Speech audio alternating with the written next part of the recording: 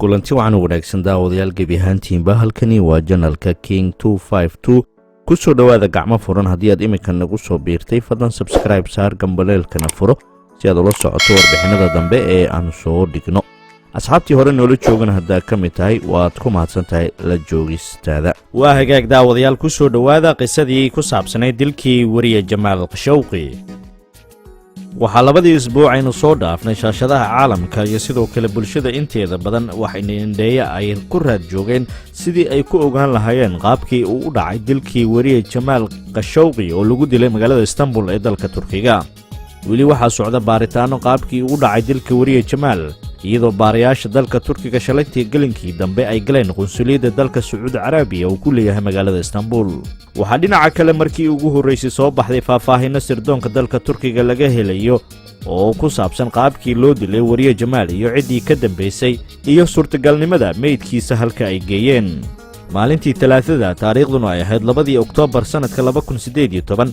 saacadda magaalada Istanbul 9:30 daqiiqo xilli aroora waxaa garoonka Turkiga Istanbul ka soo degay 2 diyaaradood oo laga soo kariyay kana yimaaday dalka Sacuudi Carabiya diyaaradahaasi waxaa la socday 15 ruux oo diyaaradda ay ka soo degeen waxaana muuqaalkooda duubay kaamirooyinka ku dhegan garoonka diyaaradaha ilo sirdoon iyo kuwa kale diblomaasiyad ee dalka Turkiga ayaa waxay cadeeyeen in 15 kaanin ay isugu jireen saraakiil khaas ah iyo kuwa sirdoon iyo kuwa ku takhasusay cadeymaha dembi baarista ee dalka Sacuudi Carabiya 15 kaanin waxaa soo qaaday gawaari safaaradda Sacuudiga ay leedahay waxaana la geeyay hotel ku yaala xaafadda loo yaqaan Levent oo ah halka ay qunsuliyadda Sacuudi Carabiya ay kaga taalo magaalada Istanbul sila Talaadadii abaarihii 1:15 daqiiqo duhurnimo waxaa xarunta qunsuliyadda yimid Jamal Khashogji oo uu ku lahaa balan in uu qaato maalintaasi dukumeentiyada furiinka xaaskiisii hore oo uu xareeyay toddobaad ka hor qiyaastii saacad iyo bar ka hor inta uusan wariye Jamal uunan imaanin saacadu markay ahayd 11:46 daqiiqo gelinkii hore ah waxaa maalinkaasi amar fasax ahaa lagu diray dhammaan shaqaalihii Turkiyada ee ka shaqeynayay qunsuliyadda waxaana loo sheegay in ay guryahooda iska aadaan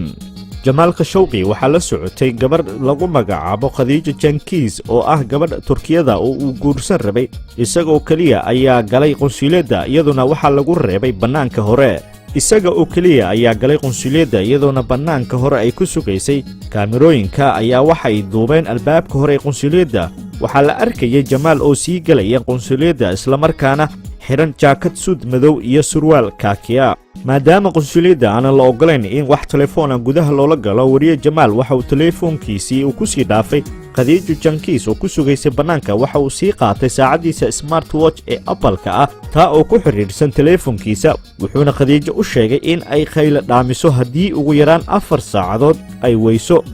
markuu galay qunsuliyadda waxaa wariye Jamal salaamay saraakiil joogay albaabka hore ee qunsuliyadda waxaana loo gudbiyay xafiiska qunsuliyadda guud ee ku yaala dabaqa labaad ee dhismaha iyadoo dhismahan uu ka koobnaa 6 dabaq waxaa la aaminsan yahay in wariye Jamal su'aalo la weydiiyay xafiiska qunsulka iyadoo dood iyo muran dheer kadib halkaasi ka dhacay waxaa wariye Jamal laga saaray xafiiska qunsulka guud waxaana loo jiiday qol kale halka oo lagu bilaabay garaacis iyo jirdil qof ka mid ah shaqaalaha ayaa laga helay in uu maqliyay qaylo ka imaanaysa dabaqa labaad oo in cabaara markii ay socotay waa ay joogsatay qayladii waxaa loo badinayaa in qolka loo jiiday wariye Jamal lagu dilay meydka wariye Jamal ayaa waxaa loo qaaday qolka saddexaad oo isla dabaqa labaad ah oo ay ku taalo qunsuliyadda dalka Sacuudi Carabiya halkaasi oo lagu bilaabay in lagu jarjaro laguna googooyo hilibkiisa iyo lafaha baarayaasha dalka Turkiga ayaa waxay ogaadeen in xubnaha dilka wariye Jamal geystay ay la yimaadeen minshaar aad u af badan laguna googooyo lafaha sidoo kalena ay shiidi karto lafaha taa oo loo yaqaano bone saw taas oo u sahashay in meydka wariye Jamal si fudud ay ku kala dhigdhigaan inta ayaan ku soo koobaya qaybtii koowaad ee ku saabsaneyd qisadii dilkii wariye Jamal Khashogji waxaan idin socodsiinaya anigu Maxamed Awd Cumar Maxamed Yoomi u diyaar garooba qaybtii labaad